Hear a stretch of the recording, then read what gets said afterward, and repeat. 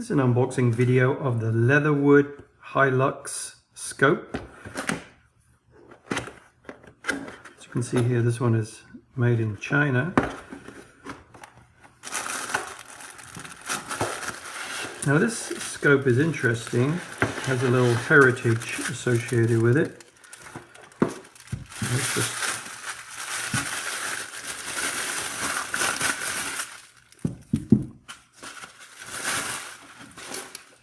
So it comes with the usual accessories,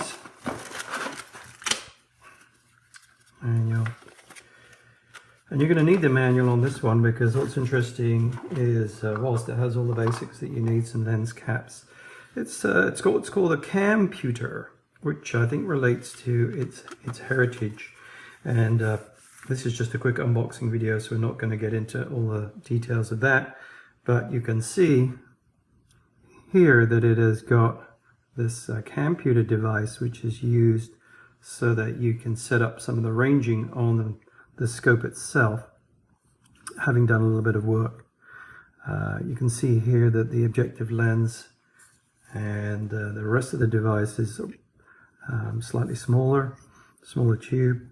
The turrets are capped here.